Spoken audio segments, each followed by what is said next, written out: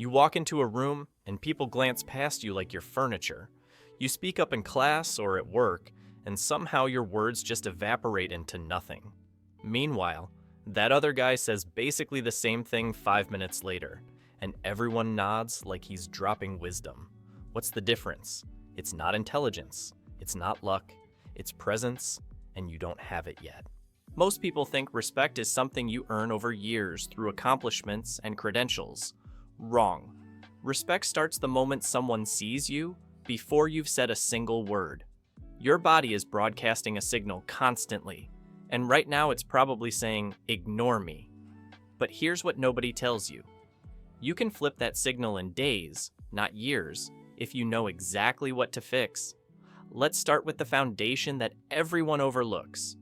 Your physical baseline is broken.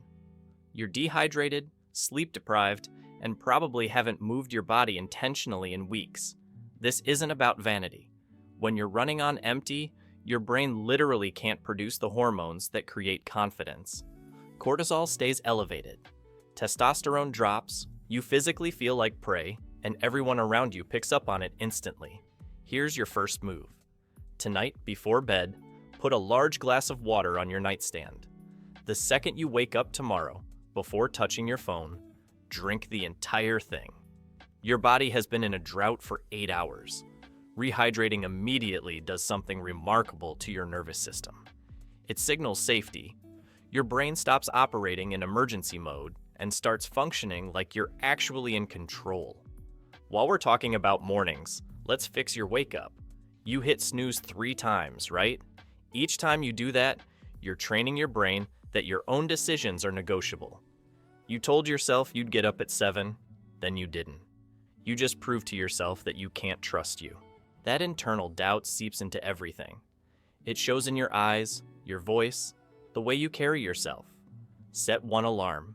When it goes off, sit up immediately. Don't think. Thinking is the enemy here. Your brain will generate 17 reasons to stay in bed, and they'll all sound perfectly logical at 6 in the morning. Movement first, thoughts second, feet on the floor. Stand up. You just won your first decision of the day, and it's not even 6:05 yet. Now, let's talk about the thing that's destroying your presence more than anything else. Your posture is a disaster. You don't realize this because you can't see yourself from the outside, but you're walking around like a question mark. Shoulders rolled forward, head jutting out, chest caved in. You look like you're apologizing for existing, and people believe you. Stand up right now. Seriously, do this. Roll your shoulders back and down. Imagine someone's pulling a string attached to the crown of your head, straight up toward the ceiling. Feel your chest open. This probably feels weird and exaggerated, right? That's because your baseline is so collapsed that normal feels extreme. This weird feeling is actually what correct looks like. Your body and mind aren't separate systems. They're one loop. When you stand like a victim, your brain receives that signal and produces victim chemistry. When you stand tall, even artificially, your endocrine system responds. Testosterone increases measurably within 2 minutes of holding a power pose.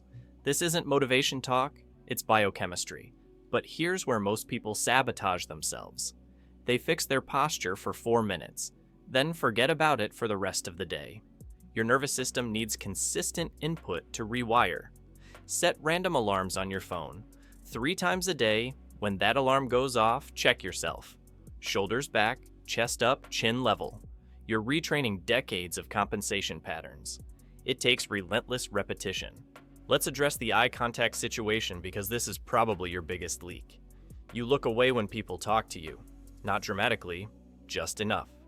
You glance down, check your phone, scan the room. Each break in eye contact tells the other person their words don't matter enough to hold your attention. And if you don't value what they're saying, why should they value what you say? Here's the fix, and it's going to feel intense at first. When someone speaks to you, lock in, not a creepy stare, just steady attention on their eyes. Let them break first. You'll notice something strange happens. They become more engaged. They lean in slightly. The conversation gains weight. This is because you're finally treating their words like they matter, and humans are wired to mirror that energy back. The flip side matters just as much. When you speak, maintain that same steady gaze. Don't look away like you're unsure of your own words. Even if you're uncertain inside, your eyes stay level. This single change makes people perceive you as more credible, more trustworthy, more worth listening to. The words matter less than you think. The delivery is everything. Your voice is probably part of the problem too. You're either too quiet, forcing people to strain and lean in, or you're talking too fast, like you're racing to get permission to speak. Slow down deliberately. Take up time the same way you need to take up space. Pause between thoughts. Let silence do some of the work. When you rush, you communicate that you don't believe your words deserve the time they're taking. Practice this alone first. Read something out loud at half your normal speed. It'll feel absurdly slow, almost robotic. Record yourself. Play it back. You'll realize it sounds completely normal, maybe even compelling. Your internal sense of timing is completely miscalibrated from years of apologizing for speaking. Now here's something most people miss entirely. Your energy level is creating a repellent field around you. You're either too low, dragging the room down with your exhaustion, or you're anxious and jittery, making everyone around you uncomfortable. Calm, steady energy is magnetic. It says, I'm in control, things are handled, you're safe here. How do you create that? It starts with your breathing, which right now is probably shallow and trapped in your upper chest. Put one hand on your stomach. Breathe in slowly through your nose, feeling your hand push out. Hold for 4 seconds. Exhale slowly through your mouth for 6 seconds. Do this for 2 minutes before any situation where you need to show up. Your nervous system will shift from sympathetic to parasympathetic, from fight or flight to rest and digest. That shift in your physiology changes everything about how you're perceived. People read calm as competence. They read anxiety as incompetence. It doesn't matter if you actually know what you're doing. If your energy is chaotic, they assume you're out of your depth. Now, let's fix the way you're showing up visually, because right now you're invisible. Not literally, but you blend into the background so completely that people forget you were even there. This comes down to contrast and intention. Most guys dress in a way that communicates, please don't notice me. Muted colors, oversized fits, zero structure. You need the opposite. Your clothes should fit your actual frame. Not tight, just intentional. The shoulder seam should hit at your shoulder. The hem of your shirt should end at your hip bone. Your pants should follow the line of your leg without pooling at your ankles. These aren't fashion rules. They're signaling mechanisms. Proper fit says, I pay attention to details, I respect myself enough to care, I'm not hiding. Color matters more than you realize. If you're wearing all black and gray every single day, you're communicating that you're trying to disappear. Add one piece with actual color, a deep blue shirt, a burgundy jacket, forest green. These aren't loud, they're just present. They give people something to anchor to visually. And here's what nobody tells you about style. It's not about having expensive things. It's about having things that work together. 3 good outfits that fit well will beat 20 random pieces that don't coordinate. Build a simple rotation. 2 pairs of pants that fit correctly. 4 shirts that work with both. 1 jacket. 1 pair of clean shoes. Done. You now have more versatility than 90% of guys who own 10 times as much but look worse. Your grooming is probably leaving points on the table too. Your hair isn't styled, it's just dry. Your facial hair is uneven or non-existent when it should have structure. Your nails are ragged. These micro details stack. Each one is a small signal of either order or chaos. Get a haircut every 3 weeks, not every 3 months. Find one style that works and maintain it relentlessly. If you have facial hair, define the lines. If you don't, keep it clean. No in-between scruff that just looks like you forgot to decide. Keep your nails trimmed and filed. Not manicured necessarily, just maintained. Carry nail clippers. Use them. The compound effect of these small standards is massive. When everything about your presentation is intentional, people assume everything about you is intentional. They project competence onto you before you've said a word. That's the game. You're not trying to trick anyone. You're removing the visual noise that prevents them from seeing who you actually are. Here's where most guys completely fall apart. They do all this external work, and then their habits undermine everything. You can't look put together at school and then go home and collapse into chaos. The discipline has to be total. Your room is either organized or it isn't. Your sleep schedule is either consistent or it's not. Your word either means something or it doesn't. People can smell the incongruence. They might not be able to articulate it, but they feel it.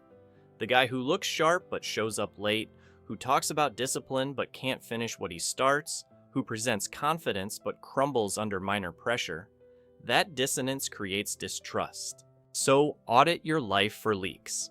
Where are you saying one thing and doing another? Where does your behavior contradict your presentation? Close those gaps one by one. This isn't about perfection, it's about alignment. When what you project matches what you do, people feel it. They relax around you. They believe you. Everything we've covered builds into a system. The posture creates the presence. The eye contact creates the connection. The voice creates the authority. The energy creates the safety. The visual presentation creates the first impression. The consistency creates the trust. None of these work in isolation. You can't have great posture, but terrible eye contact. You can't dress well, but show up with chaotic energy. The stack has to be complete. Start with one layer. Master it until it's automatic. Then add the next. Most people try to change everything at once, get overwhelmed, and quit within a week. You're not doing that. You're building gradually, each piece locking into place before you move forward. In 3 months, you won't recognize the person you were. Not because you'll look completely different, but because the way you occupy space will have fundamentally shifted. That guy everyone notices, he's not special, he just decided to stop being invisible. He closed the gap between who he was and who he could be. He got relentlessly consistent with the basics until the basics became his new default. You can do exactly the same thing. The path is right in front of you. Every morning you wake up is another chance to choose it. Most people won't. They'll read this, nod along, and change nothing. You're not most people. You picked up this guide because some part of you already knew you were capable of more. Now you have the exact blueprint. The only question left is whether you'll actually use it. You've spent years wondering why you're invisible. Now you know it was never about who you are. It was about the signals you were sending. Fix the signals and everything changes. The blueprint is in your hands. Stop reading and start building.